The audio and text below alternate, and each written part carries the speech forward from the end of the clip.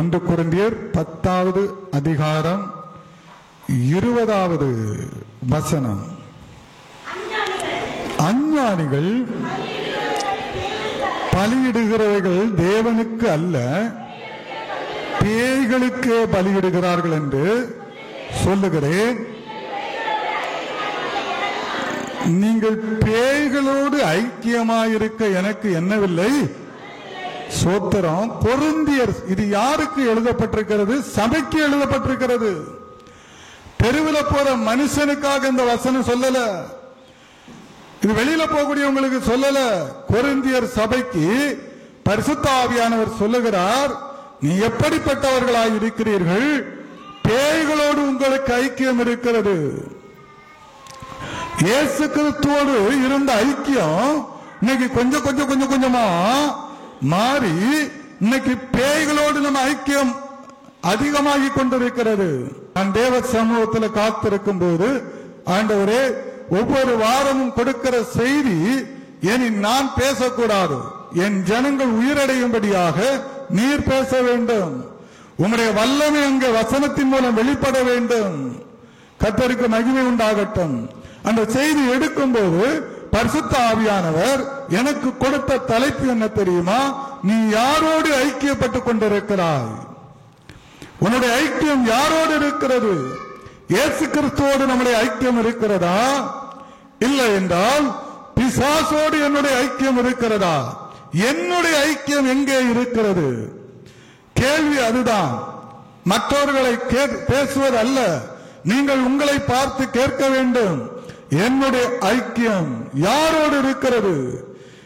என்னுடைய ஐக்கியத்தை யாரோடு நான் இப்பொழுது வைத்துக் கொண்டிருக்கிறேன்? ஐக்கியம் என்பது என்ன தெரியுமா? மணவாளனாகிய இயேசு கிறிஸ்துவுக்கும் மணவாட்டியாகிய நமக்கும் அந்த ஐக்கியத்தை கர்த்தர் விரும்புகிறார். ஆனால் நாம் அன்னைக்கு என்ன செய்து விட்டோம்? இந்த ஐக்கியத்தை அப்படியே விட்டுவிட்டு இப்பொழுது நம்முடைய ஐக்கியம் பேய்களோடு இருக்கிறதா? பேய்னா என்ன என்பதை குறித்து நான் யாக்கோபு எழுதின நிருபத்தில் சோத்திரம் 3வது அதிகாரம் 14வது 15வது வசனத்தை நீங்க வாசிச்சீங்கன்னா ரொம்ப தெளிவா இருக்கு பாருங்க. உங்கள் இருதயத்திலே கசப்பான வைராக்கியத்தையும் போதும். இந்த சென்டென்ஸ் இப்ப பாருங்க, பேய்களோடு ஐக்கியம் எப்படி நமக்கு இருக்கிறது தெரியுமா? பைபிள் சொல்லுகிறது, நான் சொல்லவில்லை. உங்கள் இருதயத்தில் கசப்பான வைராக்கியம் வைத்திருப்பீர்களானால், கசப்பான வைராக்கியம். இரண்டாவது பாத்தீங்கன்னா, விரோதத்தையும் வைத்தீர்களானால் நீங்கள் என்ன செய்யாதீர்கள்? பெருமை பாராட்டாதீர்கள். சத்தியத்திற்கு விரோதமாய் பொய் சொல்லாமல் இருங்கள். சத்தியத்துக்கு விரோதமாய் பொய் பேசாதுங்க. வைராக்கியம், இருதயத்தில் கசப்பு. 2வது வசனத்தை வாசிங்க, இன்னும் தெளிவாக இருக்கிறது. இப்படிப்பட்ட ஞானம், இந்த ஞானம் பரத்திலிருந்து இறங்கி வருகிற ஞானமாயிராமல் லௌகிக சம்பந்தமானதும் ஜென்ம சோபத்துக்குரியதும் பேய்த்தனத்துக்கு அடுத்ததுமாய் இருக்கிறது. நல்ல புரிஞ்சுக்கிடுங்க. பைபிள் சொல்லுகிறது பேய்களோடு உள்ள ஐக்கியம். நம்முடைய இருதயம் கசப்பு நிறைந்ததாக இருந்தால் நாம யாரோடு ஐக்கியப்பட்டிருக்கிறோம்? பேய்களோடு ஐக்கியப்பட்டிருக்கிறோம். ஜென்ம சோபம் நமக்குள்ளாக வளர்ந்து கொண்டே இருக்கிறது என்றால் நம்முடைய ஐக்கியம் யாரோடு இருந்து கொண்டிருக்கிறது? பேய்களோடு இருந்து கொண்டிருக்கிறது. அப்ப நீங்க தேவனோட ஐக்கியம் இல்ல. நல்லா புரிஞ்சுக்கிடுங்க வசனத்தை. நான் எப்பவுமே சொல்லுவேன், உங்களை நிதானிச்சு பாருங்க. அடுத்தவனை பார்க்காதுங்க, அடுத்த விசுவாசியை பார்க்காதுங்க, மற்ற ஊழியக்காரங்களை பார்க்க கூடாது, சபையை பார்க்க கூடாது. யாரு எப்படியும் போகட்டும், யாரு எப்படியும் வாழ்ந்து கொண்டிருக்கலாம். ஆனால் தேவன் நமக்கென்று ஒரு சத்தியத்தையும் பைபிளையும் நமக்கென்று ஒரு காரியத்தை கொடுத்திருக்கிறார். நாம் எனக்கு மற்றவங்களை பார்ப்போம், அவன் அப்படி இருக்கிறான், இவன் அப்படி வாழ்கிறான், அவன் அப்படி செய்கிறான், அதனால நான் இப்படித்தான் இருப்பேன். அப்படி அல்ல. நமக்கு இயேசு எதை சொல்லுகிறாரோ முடித்த அளவுக்கு அந்த காரியங்களுக்காக போராட வேண்டும். ஜென்ம சுவாபம் என்கிற அந்த ஆவி நமக்குள்ள என்ன செய்ய வேண்டும்? மரிக்க வேண்டும். அது பேய்களுடைய ஐக்கியம். அந்த ஜென்ம சுவாபத்தை குறித்து 1 கொரிந்தியரின் புஸ்தகத்தில் நீங்கள் எடுத்தீர்கள் என்றால் 3வது வசனம், 1 கொரிந்தியரா 2 கொரிந்தியரான்னு எனக்கு தெரியல, 1 கொரிந்தியர் 2வது அதிகாரம் 14வது வசனத்தை நான் வாசிக்கிறேன். 1 கொரிந்தியர் 2வது அதிகாரத்தில், ஜென்ம சுவாபமான மனுஷனே தேவனுடைய ஆவிக்குரியவைகளை அவன் ஏற்றுக்கொள்ளவே மாட்டான். இன்னைக்கு வருகிற அந்த பிரசங்கம் இந்த பேய்களோடு உங்களுக்கு ஐக்கியம் இருந்ததென்றால் நீங்க அதை அசட்ட பண்ணி போடுவீர்கள், அதை நிர்விசாரமாய் தூக்கி போட்டு விடுவீர்கள், நீங்கள் அதை ஏற்றுக்கொள்ள மாட்டீர்கள். வேதம் சொல்லுகிறது, ஜென்ம சுவாபமான மனுஷனோ தேவனுடைய ஆவிக்குரியவர்களை அவன் ஒருபோதும் ஏற்றுக்கொள்ள மாட்டான். தேவனுடைய வார்த்தைகளை எல்லாம் அவன் அற்பமா எண்ணுவான். தேவனுடைய வசனங்களை எல்லாம் அவன் விருதாய் தூக்கி போடுவான். உங்களை நீங்கள் நிதானிக்க நீங்க பலனாயிட்டே இருக்கலாம். நல்ல புரிந்து கொள்ளுங்க. உங்களை நீங்க வசனத்தோடு கூட நீங்க நடக்க நீங்க வசனத்தோடு கூட ஐக்கியப்படும் போது, இயேசுவோடு ஐக்கியப்படும் போது உங்களுக்குள்ளாக பரிசுத்த ஆவியானுடைய பலன் நாளுக்கு நாள் பூரணமாகி கொண்டே இருக்கும். அல்லேலூயா. உள்ள இருக்கிற பேயெல்லாம் எரிஞ்சு போயிடும். நீங்க வீட்டுல முழங்கால் போட்டு ஜெபம் பண்ணுங்க பார்ப்போம். ஆண்டவரே, என் ஜென்ம சோப ஆவியை என்னை விட்டு நீக்கி போடுன்னு சொல்றதுக்கு முன்னாடி 10 கொட்டாய்விடும். ஜெபம் பண்ணி பாருங்க. நான் சொல்றத இன்னைக்கு வீட்டுல போய் நமக்கிட்ட சில குணாதிசயங்கள் இருக்கும், சில மோசமான புத்தி இருக்கும்.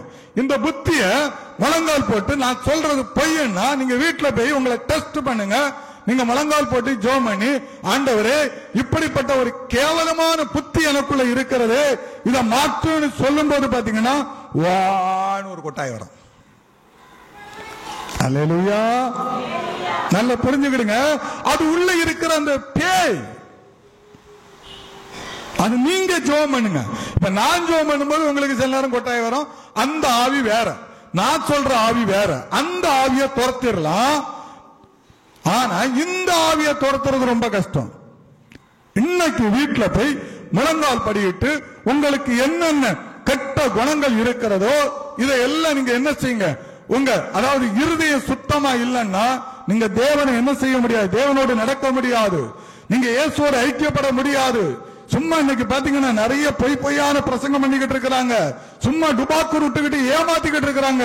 நான் அதான் அடிக்கடி சொல்லுவேன். காரணம் என்னன்னா, சபையில நிறைய ஆட்கள் வர வேண்டும், நிறைய காணிக்கை வர வேண்டும், நம்ம நல்ல என்ன செய்யணும், நல்ல பந்தாவா வாழணும்னு சொல்லிக்கிட்டு பொய்யான காரியங்களை இன்னைக்கு நிறைய சொல்லிக்கிட்டு இருக்கிறாங்க. தேவனோடு ஐக்கியப்படுவதுதான், இயேசுவோடு நீங்க ஐக்கியப்படப்படதான் நீங்க யாருன்னு உங்களுக்கு தெரியும். அது வரைக்கும் தெரியாது. பிசாசோட நீங்க இருக்கும்போது உங்களுக்கு யாருன்னு தெரியாது. பாருங்க, வசனத்தை படித்து பாருங்க. ஒவ்வொரு வசனத்தையும் படிச்சு ஆண்டவரே இந்த காரியத்துல நான் எங்க குறை உள்ளவன் உங்களுக்கு பயமே வராது தெரியுமா. நீங்க அப்படி ஜெபிச்சு நீங்க இயேசுவோடு நடந்தீங்கன்னா சாவை குறிச்ச பயம் உங்களுக்கு வராது. அல்லேலூயா. வியாதிய குறிச்ச பயம் வராது, எதிர்காலத்தை குறிச்ச பயம் உங்களுக்கு வராது. அல்லேலூயா. நீங்க இயேசுவோடு நடக்க நமக்குள்ள இருக்கிற இந்த கலகத்தின் பேய்கள் எல்லாம் மாறிக்கிட்டே இருக்கும். இயேசுவோடு நடக்கணும்னா அந்த இருதயம் எல்லாம் எப்படி இருக்கணும், கசப்பு நிறைந்த காடியா இருக்க கூடாது. அந்த கசப்பான காடிகளை எல்லாம் என்ன செய்யணும், அழிச்சிடணும். நம்ம இன்னைக்கு இருதயம் இருக்கு பாருங்க, அந்த இருதயம் சாதாரண விஷயம் கிடையாது. இன்னைக்கு அந்த ஆத்மா ஆவி, இந்த ஆத்மா சரீரத்தை இயக்குறது எல்லாம் பாத்தீங்கன்னா அந்த இருதயத்துக்குள்ள இருந்துதான். அல்லேலூயா. அந்த இருதயம் உங்களுக்கு கம்ப்ளீட்டா உங்களை ஒருத்தன் தூசிச்சாமனா சோத்திரம்னு சொல்லிக்கிட்டு போயிட்டே இருங்க. அல்லேலூயா. சோத்திரம். ஆமா, அவ்வளவுதான். கர்த்தருக்கு மகிமை உண்டாகட்டும். பழகுங்க. ஒரு நாள்ல வராது. பழகி பாருங்க. உங்களை அவமானப்படுத்துறானா, உங்களை கேவலப்படுத்துறானா, படுத்திக்கிட்டு இருக்கட்டும். ஜெபம் பண்ணுங்க. நல்லா புரிஞ்சுக்கிடுங்க. உங்க இருதயம் தேவனுக்கு முன்பு உண்மை ஆக ஆக ஆக ஆக நல்லா புரிஞ்சுக்கணும். தேவன் சில விஷயங்களை அனுமதிப்பாரு. ஏன் அனுமதிக்கிறார் தெரியுமா? நம்மளை நம்மளை மாற்றுவதற்காக, நம்மளை இன்னும் சரிப்படுத்துவதற்காக, நம்மளை நல்ல ஆசீர்வதிப்பதற்காக. அல்லேலூயா. பார்க்கிறவர்கள் எல்லாம் உங்களை பார்க்கும்போது தேவனை பார்த்தது போல இருக்கணும். கர்த்தருடைய பிள்ளைகள் ஒவ்வொருவரையும் பார்க்கும்போது ஒரு தேவ பிரசன்னம் அவர்களுக்குள்ளாக என்ன செய்ய வேண்டும்? ஒளியாய் வீசிக்கொண்டிருக்க வேண்டும். அப்போ நீங்க இயேசுவோடு நடந்தாதான் நீங்க என்ன செய்ய முடியும்? அதை செய்ய முடியும். இயேசுவோடு நடக்கும்போது நம்ம அதிகமாய் பேச வேண்டிய காரியம் இல்ல. எல்லா காரியங்களையும் தேவன் செய்ய ஆரம்பிப்பார். நம்ம ஆண்டவரோடு ஐக்கியப்படும் போது அந்த ஐக்கியம் என்பது அந்த ஒரே சரீரமாய் இருப்பது. இன்னைக்கு நம்ம அந்த சரீரத்தை இன்னைக்கு என்ன செய்கிறோம்? இன்னைக்கு பாருங்க, விவாகரத்து வாங்குறது மாதிரி இயேசுவோடு இருந்து விவாகரத்து வாங்கி இன்னைக்கு சாத்தானோடு ஐக்கியப்பட்டு கொண்டிருக்கிறோம், பிசாசோடு ஐக்கியப்பட்டு கொண்டிருக்கிறோம். சோத்திரம். அதாவது நிறையவர்கள் பாத்தீங்கன்னா உலகத்தில் ஐக்கியப்பட்டுக்கிட்டு இருக்கிறாங்க. ஒருவேளை நீங்க நினைப்பீங்க எப்படி அது முடியும்னு. எல்லாரும் தேவனால் அபிஷேகம் பண்ணப்பட்டவங்கன்னு வச்சுக்கிடுவோம். சவுல் யாரால் அபிஷேகம் பண்ணப்பட்டவன்? தேவனால். தாவீது யாரால் அபிஷேகம் பண்ணப்பட்டவன்? ரெண்டு பேருக்கும் ஒத்து போச்சா? ஹல்லேலூயா, ஹல்லேலூயா. காரணம், தாவீது தேவனோடு வாழ்ந்தான், சவுல் மாம்சத்தோடும் உலகத்தோடும் வாழ்ந்தான். ஹல்லேலூயா. அவன் மாம்ச சம்பந்தமான காரியத்தை முக்கியப்படுத்தினான். அந்த பெருமையை பாருங்க. சாமுவேல் சொல்றாரு, நீ தேவனுக்கு விரோதமான காரியத்தை செய்தாய், ஆகவே தேவன் உன்னை என்ன செய்தார்? விலைக்கு போட்டார்னு சொன்ன உடனே அவன் பிடிச்சு இழுத்து, இந்த ஜனங்களுக்கு முன்பாக நீ என்னை என்ன செய்ய? ஆசீர்வதித்து பெருமைப்படுத்தாமல் என்ன என்ன செய்யக்கூடாது? இந்த இடத்தை விட்டு விட மாட்டேன்னு சொன்ன உடனே வேண்டா வெறுப்பாக அவர் என்ன செய்கிறார்? ஆசீர்வதிக்கிறான். நல்லா புரிஞ்சுக்கிடுங்க. இன்னைக்கு நிறைய ஆசீர்வாதம் உங்களுக்கு ஆண்டவர் கொடுக்கிறார்னா அந்த ஆசீர்வாதம் வேண்டா வெறுப்பான ஆசீர்வாதம் தான். அல்லேலூயா. வழி இல்லாம கொடுக்கிற ஆசீர்வாதம் உண்டு. ஆனால் அது முடிவு பாத்தீங்கன்னா சவுலுடைய வாழ்க்கையை பாருங்க, ரொம்ப கேவலமா இருந்தது. ஐக்கியம் நம்ம அதே மாதிரி நம்முடைய ஐக்கியம் பாத்தீங்கன்னா உலக மனுஷரோட அதிகமான ஐக்கியம் இருக்கக்கூடாது. இன்னைக்கு உலக மனுஷனை நீங்க தேடி போக கூடாது, அவர்கள் உங்களை தேடி வரணும். அப்பதான் நீங்க கர்த்தருக்குள்ள இருக்கிறதுக்கு அடையாளம். நீங்க தேடி அவன் காலில் போய் நீங்க விழுந்தீங்கன்னா நீங்க சாத்தானோட ஐக்கியப்பட்டு இருக்கிறீங்க. அல்லேலூயா. நீங்க பசியா இருந்தாலும், பஞ்சத்துல இருந்தாலும், நீங்க கஷ்டத்துல இருந்தாலும், நீங்க எப்படி இருந்தாலும் சரி, உங்களை தேடி அவர்கள் வரக்கூடிய அளவுல நீங்கள் தேவனோடு நடக்கும் போதுதான் அந்த ஆசீர்வாதத்தை பெற்றுக் கொள்ள முடியும். என்ன ஒரு வசனத்தை நாம வாசிப்போம். 2 கொரிந்தியர் 6வது அதிகாரம். சோத்திர 2 கொரிந்தியர் 6வது அதிகாரம் 14வது வசனம். 13 வாசிச்சு நீங்க வாசிங்க. ஆதலால் அதற்கு பதிலீடாக பிள்ளைகளுக்கு சொல்லுகிறது போல உங்களுக்கு சொல்லுகிறேன், அந்நிய முகத்திலே அவிசுவாசிகளுடன் பிணைக்கப்படாதிருப்பீர்களாக. நீதிக்கும் அநீதிக்கும் சம்பந்தமேது, ஒளிக்கும் இருளுக்கும் ஐக்கியமேது, கிறிஸ்துவுக்கும் பேலியாளுக்கும் இசைவேது. போதும். அல்லேலூயா. வீட்டில் போய் நல்ல வாசிங்க, கர்த்தர் உங்களோடு பேசுவார். நீங்கள் செய்த பாவங்கள், அக்கிரமங்கள், சாபங்கள் இன்னைக்கு உங்களை சுற்றி நின்று கொண்டிருக்கிறது. கர்த்தருடைய பிள்ளைகளே, நான் சொல்லவில்லை, கர்த்தருடைய ஆவியானவர் சொல்லுகிறார். ஒரு அவிசுவாசியோடு கூட நீ என்ன செய்யாத? ஐக்கியப்படாத. அவிசுவாசமா இருப்பான் பாத்தீங்களா? அவிசுவாசமா பேசுவான் பாத்தீங்களா? அவர்களோடு உங்க ஐக்கியம் இருக்கக்கூடாது. அந்நிய நுகத்துல நீ என்ன செய்யாத? உன்னை போய் நீ என்ன செய்யாத? நானும் தோல் சுமப்பேன்னு சொல்லி உள்ள போய் ஒன்னு நிமித்தி கொள்ளாத. நீ அசிங்கப்படுவீங்க, கேவலப்படுவீங்க, தேவனால் அவமானப்படுவீங்க. ஆகாப் என்கிற ஒரு ராஜா இருந்தான். எல்லாருக்கும் வேத வசனம் தெரியும் அந்த கதையெல்லாம். யோசபாத் என்கிற ஒரு ராஜாவும் இருந்தாரு. திடீர்னு என்ன செஞ்சாரு? இவன் தேவனால் இவனும் அபிஷேகம் பண்ணப்பட்டவன் தான். இவனுடைய ஆகாப்புடைய சரித்திரங்களை நீங்க வாசிப்பீர்கள் என்றால் நிறைய அற்புதங்கள் ஆகாப்புக்கு ஆண்டவர் செஞ்சிருக்காரு. ஆகாப்பு நீங்க நிறைய விஷயங்களை நீங்க என்ன வேதத்துல தெளிவா புரிஞ்சுக்கணும். நீங்க உங்களை தாழ்த்தும் போது கர்த்தர் உங்களை ஆசீர்வதிப்பார். அல்லேலூயா. ஆகாப்பு தன்னை தாழ்த்தினா ஆசீர்வதிச்சார். ஆனால் அவன் எங்க போய் அவன் சம்பந்தங்களை நான் சொல்லுங்க பார்ப்போம். எசபேல் என்கிற ஒரு ஸ்திரீயை கொண்டு வந்தான். அல்லேலூயா. எசபேல் என்று சொல்லக்கூடிய ஒரு ஆம்பளையை கொண்டு வந்தான். அல்ல புரிந்து கொள்ள வேண்டும். ஆனால் தேவனுக்கு அது பிரியமாயில்லை.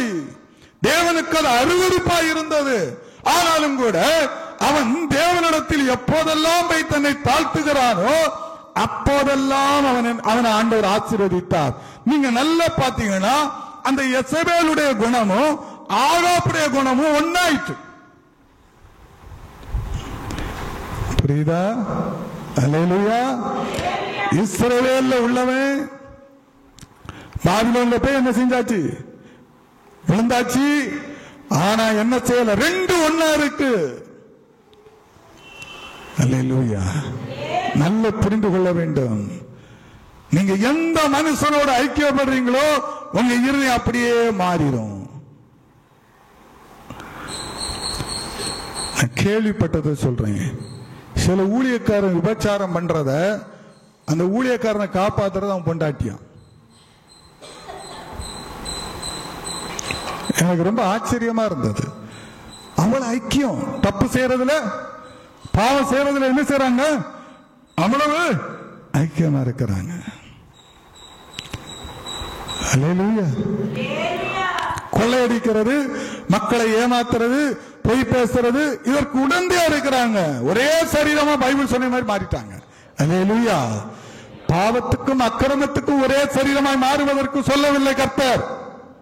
ஜாக்கிரதை. ஆகாப்புடைய நிலையை யோசிச்சு பாருங்க. எசபேலுடைய நிலையை யோசிச்சு பாருங்க. அவனுடைய பிள்ளைக்கு வந்த நிலையை யோசிச்சு பாருங்க. ஒருத்தரை கூட விடல. தேவன் எலியாவை கொண்டு தீர்க்க தரிசனம் சொன்னார். ஆகாப் என்ன நினைச்சிருப்பான்? போய் தன்னை தாழ்த்தும் போதெல்லாம் கர்த்தர் என்னோடு இருக்கிறார். என்ன ஆண்டவர் இது நல்லா புரிஞ்சுக்கிடுங்க. கர்த்தருடைய பிள்ளைகள் எப்படி தவறுறீங்க தெரியுமா? சில நேரம் நீங்க கண்ணீர் விட்டு தாழ்த்தி ஜபிக்கும் போது கர்த்தர் ஒரு அற்புதத்தை செய்வாரு. ஆனால் தேவனுடைய எச்சரிப்பை நீங்க மறந்துடுவீங்க. மறந்துட்டான். தேவனுடைய வார்த்தையை மறந்துட்டான். கட்டளையை மறந்துட்டான். பிரமாணங்களை தூக்கி போட்டுக்கிட்டு அவன் முழுக்க முழுக்க முழுக்க அவளோடு ஐக்கியப்பட்டதுனால தேவனுக்கு விரோதமா எவ்வளவு பாவம் செய்யணுமோ அவ்வளவு பாவத்தையும் செய்தான். எலியாவை கொண்டு கர்த்தர் சொன்னார், நாய்கள் உன்னுடைய ரத்தத்தை நக்கும் என்று. நக்கினது. பாருங்க, இந்த யோசபாத்து பாருங்க, இந்த சபிக்கப்பட்டவனோடு கூட தேவனால் எச்சரிக்கப்பட்டவனோடு கூட ஜாக்கிரதை. கர்த்தர் ஒரு மனுஷனை எச்சரிக்கிறார்னா அவர்களோடு அதிகமாக ஐக்கியப்படாதுங்க. அடி சேர்ந்து விழும்.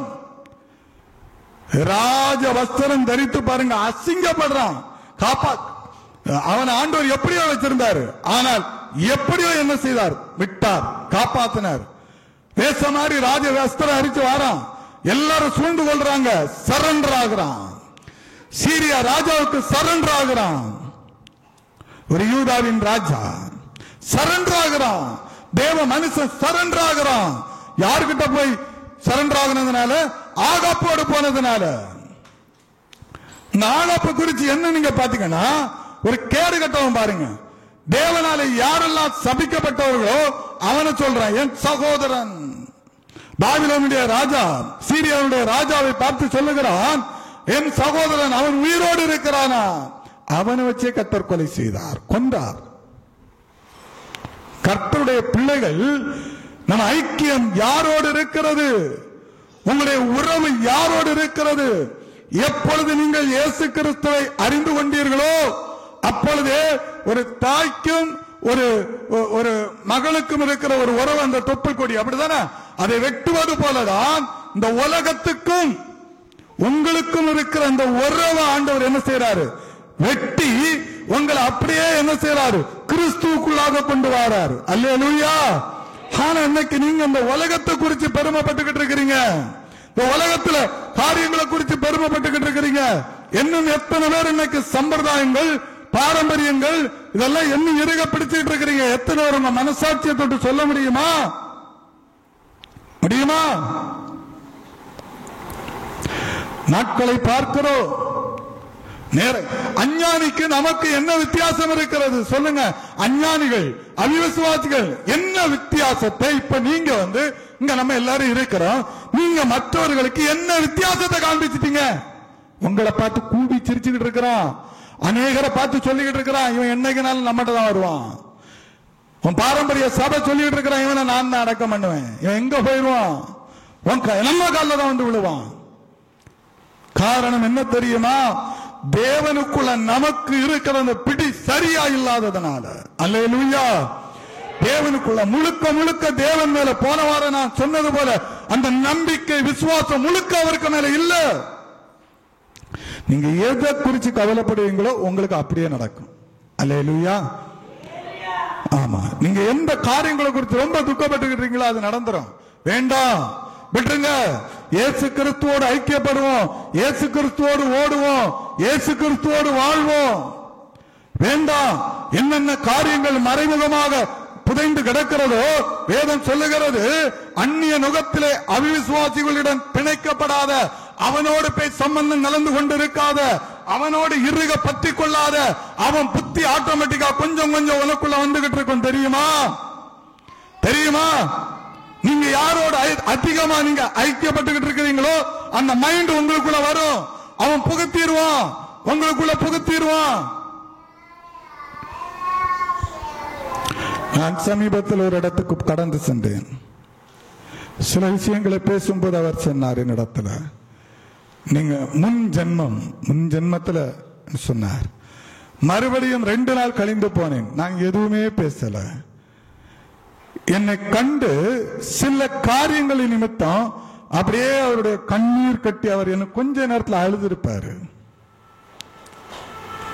அல்லேலூயா, அல்லேலூயா, ஸ்தோத்திரம். ஒரு ஆவியை மேற்கொள்ளக்கூடிய அளவில் உங்களிடத்துல பவர் இல்லைன்னா நாம ஒரு சத்த ஆத்மா. உலக மனுஷருக்கு அவங்க சொந்தங்களா இருக்கலாம், பந்தங்களா இருக்கலாம், சகோதரா இருக்கலாம், சகோதரியா இருக்கலாம். ஆனால் உலக பிரகாரமாக இருக்கிற அந்த ஆவியை மேற்கொள்ள உங்களால் முடியலன்னா, இன்னைக்கு தேவன் எனக்கு காண்பித்தது போல நம்முடைய ஆத்மா செத்து போயிட்டு, நம்ம ஆத்மா ஒரு பிரேதம். அதற்கு பிறகு நாம நடத்துற பிரசங்கம், ஆராதனை எல்லாமே அது அடக்க ஆராதனை. இன்னைக்கு நிறைய சபையில அடக்க ஆராதனை தான் நடந்துகிட்டு இருக்கு. தேவனுக்குரிய ஆராதனை கிடையாது. எங்கே பைபிளின்படி ஆராதனை நடக்கிறதோ, எங்கே வேதத்தின்படி தேவனை போதிக்கிறார்களோ அதுதான். ஆனா கூட்டம் இருக்கும். கூட்டம் எங்க இல்ல? எங்க இல்ல? ரோமன் கத்தோலிக்கல கூட்டம் இல்லையா? இன்னைக்கு எத்தனையோ இந்து கோயில்கள்ல பாருங்க, மண்ணலி போட்ட கீழே விழாத கூட்டம், அவ்வளவு கூட்டம் இருக்கிறது. திருப்பதி மற்ற ஐயப்ப சுவாமி அவர்களுடைய கோயில்கள்ல நீங்க பாத்தீங்கன்னா அங்க கூட்டம் இல்லையா? எங்க கிறிஸ்தவத்துல தான் கூட்டம் இருக்கிறதா? என்ன இங்கத்தான் லட்சம் பேர் கூடனா பெரிய சபை, லட்சம் பேர் கூடனா அப்படி இப்படி. சோத்திரம். நீ யார ஆராதிக்கிறாய்? உன்னுடைய ஆராதனை எங்க இருக்கிறது? யாரோட ஐக்கியம்? பிசாசோட ஐக்கியம் வச்சுக்கிட்டு தேவனை ஆராதிச்சோம்னா எங்க அங்கு தேவன் செயல்படுவார்? ஒன்றான மெய்தேவனை இன்னைக்கு சொல்றான், திருத்துவ தெய்வத்துக்கு சோத்திரம் சொல்லுங்க அல்லேலூயான்னு. பிதாவுக்கு ஒரு ஓப்போடு, குமாரனுக்கு ஒரு ஓப்போடு, பரிசுத்த ஆவியானவருக்கு ஒரு ஓப்போடு. தெரியுமா? இவன் பேய்களோட ஐக்கியமா இருக்கிறான், இயேசுவோட ஐக்கியமா இல்லை. இயேசுவோட ஐக்கியமா இருந்தா மாத்திரம்தான் இயேசுவை போல மாற முடியும். நீங்க எல்லாரும் பாத்தீங்கன்னா நீங்க யார் தெரியுமா? ஒரு குட்டி கிறிஸ்துக்கள். அல்லேலூயா, அல்லேலூயா, சோத்திரம். நீங்க எல்லாம் கிறிஸ்துக்கள். சோத்திரம். கிறிஸ்துக்கள், கிறிஸ்துவின் பிள்ளைகள் எல்லாம் யாருடையவர்கள்? கிறிஸ்துவனுடையவர்கள். அல்லேலூயா. நீங்க கிறிஸ்துவின் பிள்ளைகள், நீங்க ஒரு குட்டி கிறிஸ்தவர்கள், குட்டி கிறிஸ்து. கிறிஸ்து என்றால் அபிஷேகம் பண்ணப்பட்டவர்கள். அப்போ அபிஷேகம் பண்ணப்பட்ட தேவனுடைய பிள்ளைகள் எல்லாரும் எப்படிப்பட்டவர்கள்? அபிஷேகம் பண்ணப்பட்டவர்கள். அல்லேலூயா. கர்த்தருக்கு மகிமை உண்டாகட்டும். கர்த்தருடைய பிள்ளைகளே, நல்ல ஜாக்கிரதையாக இந்த உலகத்துல உங்களுடைய வாழ்க்கை, உங்களுடைய நாட்கள், உங்களுடைய காரியம் யாரோட ஐக்கியப்பட்டுக்கிட்டு இருக்கிறீங்க? உங்க புத்தி மாறிடும். ஆரம்பத்தில் தேவனிடத்தில் நீங்க வரும்போது எப்படி வருவீங்க? எனக்கு ஒண்ணுமே வேண்டாம் ஆண்டவரே, நீர்தான். அப்போ உங்க உங்க உங்க இருதயம் சூப்பரா இருக்கும். ஆனா அதுக்கு பிறகு பாத்தீங்கன்னா பலவிதமான பழக்க வழக்கங்கள் எல்லாம் இருக்கும். அவங்க ஒவ்வொரு மனுஷனும் பாத்தீங்கன்னா சொல்லக்கூடியதில்ல, ஆமா ஆமா ஆமா சரிதான் சரிதான். நான் நிறைய எல்லா மனுஷர்கள்ட்ட பேசுவேன், ஆனா காதுக்குள்ளே போகாது. அல்லேலூயா. அப்படியே என்ன செய்வேன்? எனக்கு ஆண்டவரே அவர்கள் உம்மால் தொடப்பட வேண்டும். சோமன் இருக்கிறீங்களா? சோமனனும் உங்க குடும்பத்தில் இருக்கிறவங்க இயேசுவால் தொடப்படணும். அல்லேலூயா. இயேசுவின் வல்லமை அவர்களை தொடணும். நீங்க உலகத்தை நோக்கி ஓடக்கூடாது. உலகம் உங்க பக்கம் திரும்பணும். உலகம் உங்களை பார்க்கணும். ஒரு மனுஷன் போதும் ஒரு வீட்டில் ரட்சிக்கப்பட்டு நீங்க இருக்கிறது. சோத்திரம். நீங்க சரியில்லைன்னா சோத்திரம் எல்லாம் சரியில்லாம தான் இருக்கும். நீங்க சரியா இருந்தீங்கன்னா எல்லாம் சரியா தான் இருக்கும். நான் கீழே போனது எப்படி தெரியுமா? நான் டவுன் ஆனது எப்படி தெரியுமா? இந்த சபையில பாத்தீங்கன்னா எல்லாரோடு ரொம்ப பழகினதுதான் நான் செய்த பெரிய பாவம். ஏன்னா ரொம்ப பழகிறதுனால சில விஷயங்களை நேரடியா சொல்ல முடியாது. அல்லேலூயா. சபையில வேற பழகாம என்ன செய்ய முடியாது? இருக்க முடியாது. ஏதாவது சொன்னா நம்ம என்ன செய்ய வேண்டியிருக்கு? பேசணும். இல்லாட்டா என்ன சொல்லுவாங்க? அவருக்கு கௌரவம் வந்துட்டு சொல்லுவாங்களா இல்லையா? கௌரவம் வந்துட்டு திமிரு, அகங்காரம். எனக்கு தெரியும் என்னெல்லாம் பேசுவான்னு தெரியும். என்னென்னலாம் பேசணுமோ பேசுவாங்க. அல்லேலூயா. ஆமா, உலகத்துல நம்ம பார்க்கலையா அப்படின்றாங்க. அல்லேலூயா. சோத்திரம். அது அப்படிதான். நான் நிறைய விஷயங்கள்ல தோல்வி அடைஞ்சது அப்படிதான் தோல்வி அடைஞ்சேன். கர்த்தருக்கு மகிமை உண்டாகட்டும். நாம ஓடுறோம், நம்ம ஐக்கியம், நம்ம வாழ்க்கை. நீங்க தேவனோடு நீங்க ஐக்கியப்பட்டா நீங்க கீழே போகவே மாட்டீங்க. மற்றவர்கள் பார்த்து பரியாசம் பண்ணக்கூடிய அளவுல உங்க வாழ்க்கையும் இருக்காது, உங்க குடும்பமும் இருக்காது, உங்க பிள்ளைகளுடைய வாழ்க்கையும் இருக்காது. அல்லேலூயா. எவ்வளவு பிரச்சனை வந்தாலும் கர்த்தர் நடத்துவார். உங்களுக்கு எவ்வளவு போராட்டம் வந்தாலும் மெய்யான கர்த்தராகிய இயேசு கிறிஸ்து உங்களுக்காக யுத்தம் பண்ணுவார். அல்லேலூயா. நடந்து பாத்தீங்கன்னா தெரியும். அதுல நீங்க பழகி பாத்தீங்கன்னா தெரியும். ஒண்ணுமே இல்லாம போகும். உலகமே இருண்டது மாதிரி இருக்கும். ஆனா இயேசு கிறிஸ்து உங்களோடு இருந்தா உங்களுக்கு வெளிச்சம் தான். அல்லேலூயா. இயேசு கிறிஸ்து நம்மோடு இல்லைன்னா நம்ம ஆத்மா செத்தாச்சு.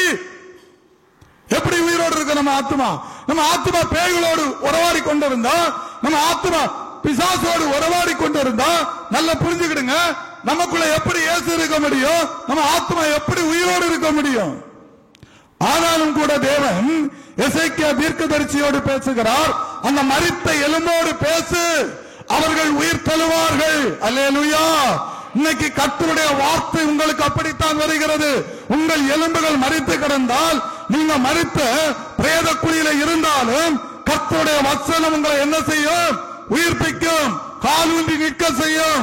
தேவனுடைய அபிஷேகத்தை கொடுப்பார், அவருடைய வல்லமையை கொடுப்பார், அவருடைய கிருபையை கொடுப்பார், அவருடைய வரங்களை கொடுப்பார். ஏன் நீங்க இருக்கிற பகுதியில் உங்களை கொண்டு கர்த்தர் அசைப்பார் தெரியுமா? ஹல்லேலூயா. ஹல்லேலூயா. எங்கேயோ பாருங்க தவிடு தின்னுகிட்டு இருந்தேன், எங்கேயோ இருந்தேன். எப்படி என்ன கொண்டு வந்தார்? ஒன்னே ஒண்ணுதான் நான் செய்தேன். எங்க அம்மா என்ன இருக்கிறாங்க, சாட்சியா கேட்டு பாருங்க. எங்க வீட்டை விட்டு வரும்போது 1500 ரூபாய் எடுத்துக்கிட்டு எங்க அம்மா கிட்ட நான் என்ன சொல்ல தெரியுமா? இயேசுக்காக போறேன், இனி நான் வரமாட்டேன். இயேசுக்காக போறேன், ஏசப்பாவுக்கு இருக்கிறான்னு. ஆனா எங்க அப்பா பாத்தீங்கன்னா குடிகாரரு. அவருக்குள்ள ஒரு விசுவாசம் இருந்தது. என் மகன் எங்க போனாலும் அவனுக்கு ஒண்ணு நடக்காதான் வந்துருவான். ஹல்லேலூயா. என்கிட்ட ஒருத்தர் சொன்னது, உன்னை குறிச்சு உங்க அப்பா இப்படி சொன்னாங்க, பல வருஷம் ஆச்சு. எங்க போனாலும் இங்க வருவான், அவன் ஒரு நாள் வருவான். விசுவாசம் இயேசுவோடு ஓடின ஓட்டம் சும்மா நான் இந்த இடத்துல நான் வந்து நிக்கிறேன் நீங்க நினைக்க கூடாது. எத்தனை கஷ்டப்பட்டிருக்கேன் தெரியுமா? ஆண்டவர்கிட்ட இருந்து எவ்வளவு அடி வாங்கி இருக்கேன் தெரியுமா? எவ்வளவு ஏசப்பா கிட்ட இருந்து வாங்கின அடி கொஞ்சம் நெஞ்சம் கிடையாது. பயங்கரமான அடிகளை வாங்கியிருக்கிறேன். நிறைய உபத்திரத்தை எத்தனையோ முறை மறித்து பிழைத்திருக்கிறேன், செத்து பிழைத்திருக்கிறேன். கேட்டு பாருங்க, அவங்க கிட்ட இன்னும் இருக்கிறாங்க, ஜீவனோடு இருக்கிறாங்க. கேட்டு பாருங்க. ஒரு நாள் என் ஜீவன் எடுத்துக் கொள்ளப்படுகிறது, அந்த உயிர் போயிட்டே இருக்கு. நான் ஒரே ஒரு காரியத்தை உங்ககிட்ட சொல்லுவேன், நீங்க விசுவாசமா கேட்கணும். இரண்டாவது நான் அதை சொல்லுகிறேன். மரணம் வீட்டுல சொல்றாங்க, வீட்டுல உங்க அம்மாவை கூடட்டா நான் சாக மாட்டேன். ஹல்லேலூயா. ஏன் தெரியுமா? தேவன் ஒரு மனுஷனுக்கு கொடுக்கிற தரிசனத்தை நிறைவேற்றாமல் அவர் எடுத்துக்கொள்ளவே மாட்டார். ஹல்லேலூயா. உங்களுக்கு எவ்வளவு வியாதி வந்தாலும் சரி, உங்களுக்கு எவ்வளவு மரண கட்டு வந்தாலும் சரி, உங்களுக்கு எவ்வளவு போராட்டம் வந்தாலும் சரி, நல்ல புரிஞ்சுக்கிடுங்க. தேவன் உங்களை அழைச்சிருக்காருல, நீங்க விசுவாசியை அழைச்சாலும் இந்த பூமியில உங்களை கொண்டு கர்த்தர் செய்யற காலம் வரைக்கும் உங்களை எந்த பிசாசும் ஒன்றும் செய்ய முடியாது, எந்த மந்திரவாதம் ஒன்றும் செய்ய முடியாது, எந்த கிரியைகளும் உங்களை செய்ய முடியாது, ஒரு நோய் கூட உங்களை அழிக்க முடியாது. அல்லேலூயா, அல்லேலூயா. சோத்திரம். யாராவது யோசிச்சு பார்த்திருப்போமா? நீங்க இந்த சர்ச்சுக்கு வந்து கொஞ்ச நாட்கள் ஆகும்போது இப்படி ஒரு கட்டடத்தில் உட்கார்ந்து இருப்பேன்னு நீங்க என்னைக்காவது சிந்திச்சு பார்த்திருப்பீங்களா? இல்ல. நான் கூட சிந்திக்கிறேன், நான் கற்பனையில கூட நான் நினைக்கவே இல்லை. ஆனா பாருங்க, கர்த்தர் செய்தார். ஏன் செய்தார்னா, நாம ஆண்டவரை முக்கியப்படுத்தணும். இன்னைக்கு ஒவ்வொருத்தரும் டிவியில இன்னைக்கு சொல்லிக்கிட்டு இருக்கிறான், சோத்திரம், கட்டடம் கட்டுறதுக்கு காசு கொடு, காசு கொடு, காசு கொடு, அப்பதான் ஆண்டவர் ஆசீர்வதிப்பார்னு சொல்லிக்கிட்டு இருக்கிறான். சோத்திரம். இது தேவன் கிடையாது, இது பேய், பிசாசு. தேவன் உங்களை நடத்தினால் உங்களை கர்த்தர் ஆசீர்வதிக்கணும். நீங்க எந்த இடத்துல இருந்து உங்களை ஆசீர்வதிப்பார். அல்லேலூயா. நீங்க எங்க போனாலும் அந்த ஆசீர்வாதம் உங்களை தேடி வரும். உங்களை ஒருபோதும் அவர் சாத்தானுடைய கரத்தில் கொடுக்க மாட்டார். கொடுத்தாலும் உங்களை சோதிப்பதற்காக தான் கொடுப்பாரே தவிர உங்களை கொலை செய்வதற்காக இயேசப்பா கொடுக்க மாட்டார். அல்லேலூயா, அல்லேலூயா. கர்த்தருக்கு மகிமை உண்டாகட்டும். கர்த்தருடைய பிள்ளைகளை நம்முடைய ஐக்கியம், நம்முடைய காரியங்கள் முழுக்க முழுக்க முழுக்க தேவனோடு இருக்க வேண்டும். என்ன ஒரு வசனத்தை கூட நாம வாசிக்க போகிறோம். இப்படிப்பட்ட ஐக்கியம் 1 கொரிந்தியர் 3வது அதிகாரம் 3வது வசனம்.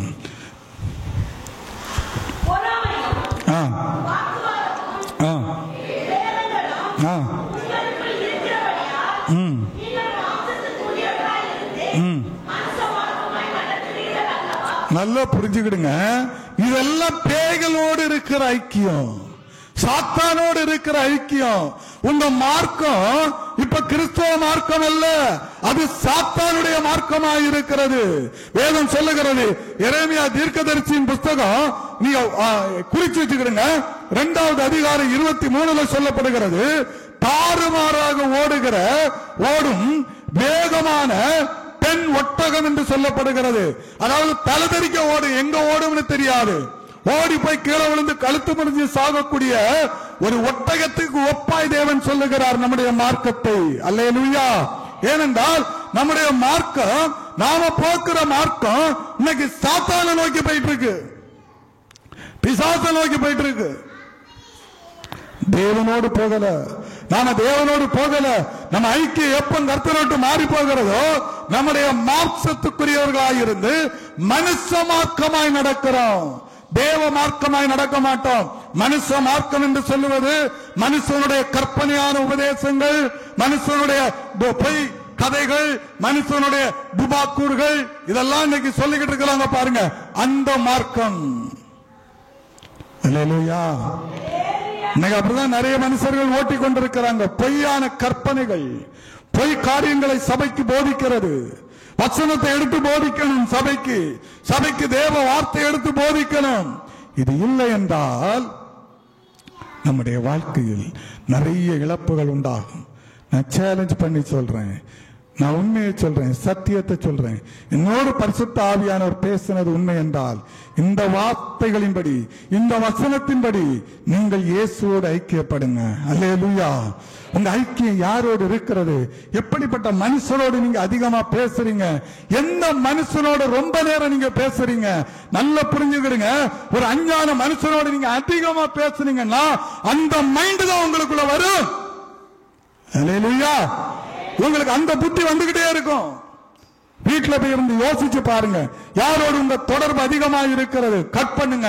பேசக்கூடாது, சிரிக்க கூடாது, நலம் விசாரிக்க கூடாதுன்னு நான் சொல்லல. அதிகமாய் பேசுகிற அனுபவத்தை அப்படியே விட்டுருங்க. அல்லேலூயா. தேவனுடைய காரியங்களை பேசுகிறவர்கள், ஆண்டவருடைய வசனத்தை குறித்து பேசுகிறவர்கள், ஏதாவது ஒரு மனுஷன் பேசும்போது உங்க சொந்த பந்தங்கள் ரட்சிக்கப்படாதவங்கிட்ட ஒரு வார்த்தையாவது இயேசுவை பத்தி சொல்லி இருக்கிறீங்களா? அல்லேலூயா. கர்த்தருக்கு ஸ்தோத்திரம்னு சொல்லி இருக்கோமா? சொல்ல மாட்டோம். அல்லேலூயா. நான் போன் எடுத்தா யார் அடிச்சாலும் கர்த்தருக்கு ஸ்தோத்திரம் தான் சொல்லுவேன். வெட்கம். அல்லேலூயா. யோசிச்சு பாருங்க, சொல்லி இருக்கிறீங்களா? கர்த்தருக்கு வெட்கம். ஸ்தோத்திரம் சொல்றதுக்கு வெட்கம், இது சொல்றதுக்கு வெட்கம். நீ வெட்கப்பட நீ இந்த உலகத்துல நீங்க வெட்கப்பட்டுக்கிட்டே தான் இருப்பீங்க. அல்லேலூயா. கர்த்தருக்கு ஸ்தோத்திரம். சுவிசேஷம் எப்படி சொல்றாங்க தெரியுமா? சமீபத்தில் ஒரு 90 வயதான ஒரு வயதான ஐயாவுடைய மரணத்துல போட்டிருந்தாங்க. எத்தனையோ வருஷம் அவர் பஸ் ஸ்டாண்ட்ல இருந்து சுவிசேஷம் சொல்லுவாராம். அவரை அடிச்சு பார்த்தாங்க, கொன்னு பார்த்தாங்க, என்னெல்லாமோ செய்து பார்த்தாங்க. அவர் ஒரு போர்டையும் தொங்க போட்டு இயேசு நல்லவர். அல்லேலூயா. வேற பிரசங்கம் அவர் பண்ண மாட்டாரு. இயேசு நல்லவர். அடிபட்டு அடிபட்டு அடிபட்டு காயம்னு சொன்னா அவ்வளவு காயப்பட்டிருக்கிறாரு. போலீஸ்காரங்க பிடிச்சு இவரை கொண்டு என்ன செய்ய முடியும்? உள்ள கொண்டு வச்சாலும் இயேசு நல்லவர். அல்லேலூயா. நீங்க சுவிசேஷம் ரொம்ப சொல்லண்டா. தேவ பிரச்சனை உங்கள்கிட்ட இருந்தா கர்த்தருக்கு ஸ்தோத்திரம் சொல்லும் போது அவர்களை தொடும். அவர்கள் மேல் உங்களுக்குள்ள ஏத்து இருந்தா உங்களை தொடும். என்னைக்காவது ஒரு நாள் உன் ஆகாரத்தை தண்ணீரிலே போடு, நாட்கள் வரும்போது அதனுடைய பலனை நீ என்ன செய்வாய்? காண்பாய். என்னைக்காவது ஒரு நாள் வேலை செய்யும். எங்க போனாலும் எந்த இடத்துல போனாலும் ஏசப்பாக்க பேரை இப்ப சொல்லாம விடவே மாட்டேன். ஏதாவது ஒரு வழியில சுத்தி இயேசுவுக்கு ஸ்தோத்திரம் சொல்லிட்டு தான் வரும். அல்லேலூயா. சொல்லணும். அப்பதான் தேவனோடு நம்ம இருக்கிற அந்த ஐக்கியம் என்ன செய்யும் தெரியுமா? பலப்பட்டுக்கிட்டே இருக்கும். இன்னைக்கு நம்ம ஏன் கீழே இருக்கிறோம்? நிறைய விஷயங்களை பாத்தீங்கன்னா இன்னைக்கு நம்ம ஏன் கீழே இருக்கிறோம்னா நம்ம ஆண்டவரோடு சரியா ஐக்கியப்படல. கர்த்தருடைய பரிசுத்த ஆவியானவர் நம்மோடு பேசின வார்த்தை